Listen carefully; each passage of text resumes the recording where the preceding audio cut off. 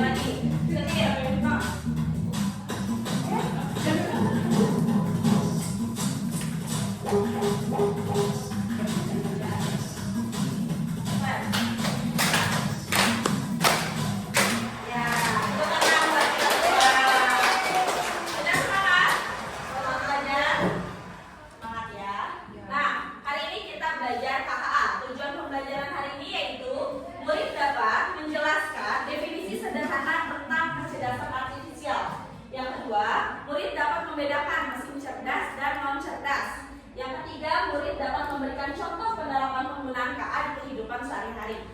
Kita lanjut.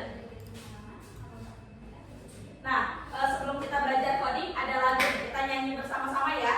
Kayak gini. Bu Rahma, contohkan dulu. Coding KA, coding KA, coding KA. Coding KA, coding KA, coding KA. Belajar coding, sini kayaknya dapat ya. Belajar coding jadi pintar, belajar coding jadi kreatif, belajar coding berbasis data. Jadi ya, lagi ya, 1, 2, 3. Coding KA, coding KA, coding KA. Coding KA, coding KA, coding KA. Belajar coding jadi pintar, belajar coding jadi kreatif, belajar coding berbasis data. Ya, terima kasih buat semuanya. Lagi, kita lanjut ya. Hari ini kita belajar kecerdasan artifisial. Apa sih kecerdasan artifisial? Boleh dibaca bareng-bareng, Kak?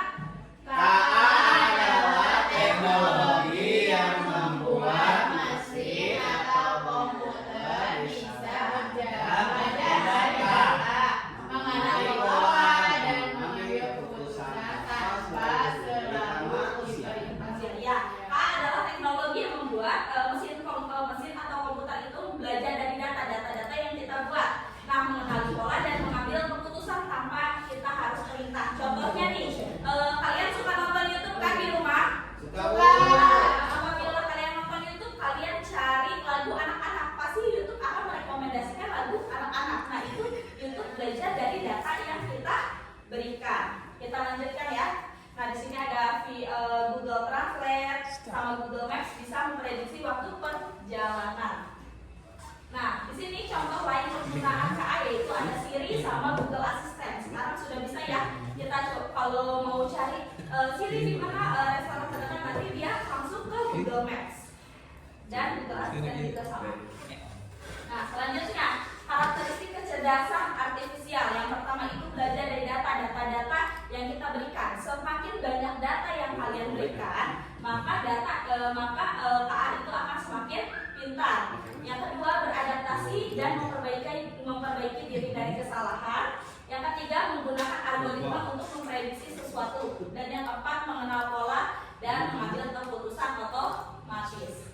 Nah, di sini nih ada di KA juga ada perbedaan nih mesin cerdas dan non cerdas. Coba di rumah kalian, kalian mempunyai benda-benda apa saja yang menurut kalian pintar? Magicom, Bu. Magicom. Terus apa lagi? Ada yang lain? Kipas angin, Bu. Kipas angin. Ada yang lain? Kalkulator, bisa ngitung. Nah, itu termasuk mesin pintar atau tidak? Nanti kita lihat dari ciri-cirinya. Nih, yang pertama, kalau mesin cerdas itu belajar dan menyesuaikan diri. Perbedaannya ya. Kalau mesin non cerdas itu hanya bekerja sesuai perintah. Contohnya Magicom. Nah, Magicom itu bukan termasuk mesin pintar karena dia harus ada aktivitas dari kita dulu, harus ada perintah dari manusia untuk memasak nasi. Yang kedua, dapat mengambil keputusan sendiri kalau mesin cerdas. Nanti ada contoh-contohnya ya mesin cerdas. Kalau non cerdas harus diatur oleh manusia. Yang tadi kayak Magicom contohnya. Nah, contoh di sini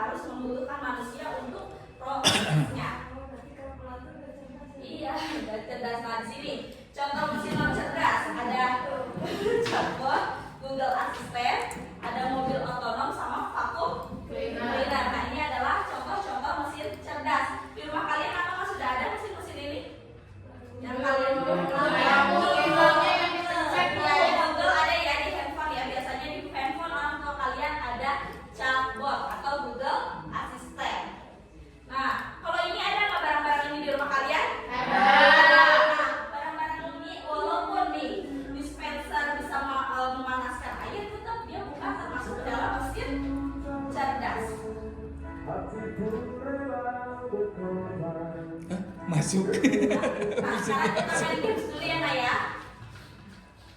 Iya, Bu.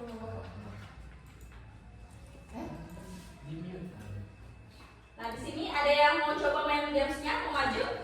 Aku, Bu. Iya, boleh. Ayo. Kita mulai ya.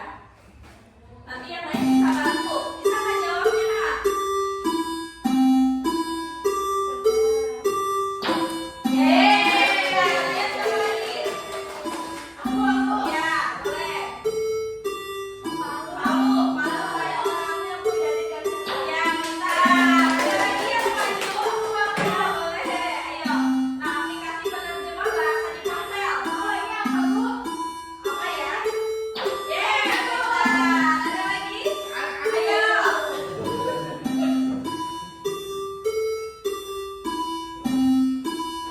Oh, di situ dia.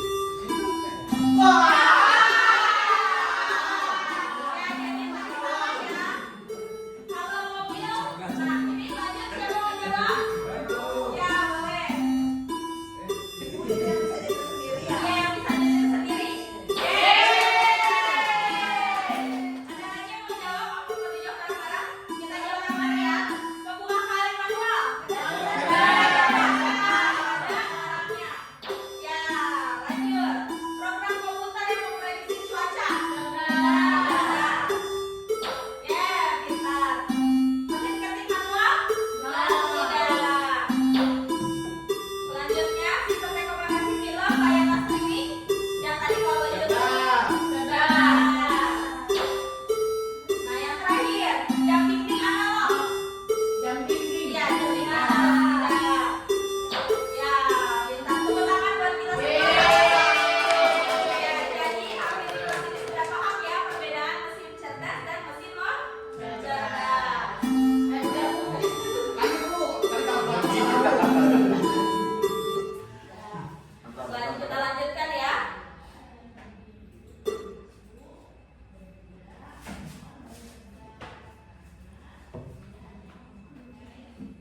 Nah, sekarang ada manfaat KA di dalam kehidupan sehari-hari. Yang pertama, kalau KA itu kan membantu pekerjaan lebih cepat, mudah dan efisien. Contohnya sekarang ada vacuum cleaner yang udah otomatis ya, jadi sekarang kalau usah capek-capek nyapu, udah bisa bersih rumahnya. Yang kedua, memberikan rekomendasi film. Jadi sekarang kalau mau cari di YouTube, sekarang kalian nggak usah ngetik, tapi di bawah-bawahnya kalau yang kalian sukai udah ada ya. Nah, itu contohnya. Apa? Iya, kalau ya ketiga, ya membantu belajar. Contohnya ada tugas bahasa Inggris, kalian bisa pakai Google Translate. Nah, yang keempat digunakan di bidang pendidikan, hiburan, transportasi dan keamanan. Nah, di sini contoh KA dalam kehidupan sehari-hari. Nah, di dalam bidang pendidikan itu ada kayak kalau kita pakai di kelas ada Canva ya yang kayak Bu Rahma pakai ini. Nah, kalau di hiburan ada YouTube, ada TikTok. Nah, terus kalau transportasi ada Google Maps sama mobil tanpa supir. Terus ya kalau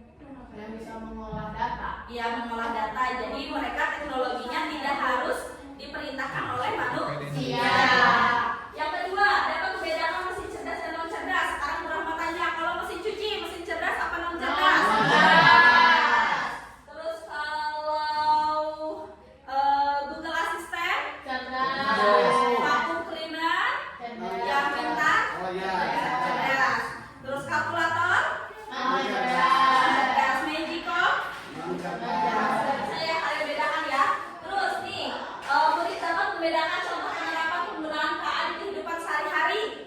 Contohnya apa nak? Yang pertama, Aku kalau ngerjain PR lewat Cici Bu, lihat ke Cici.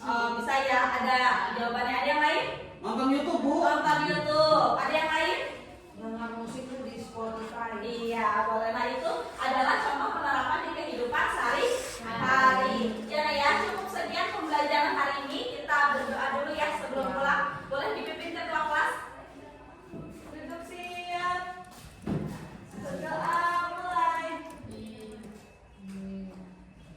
Selesai dari salam.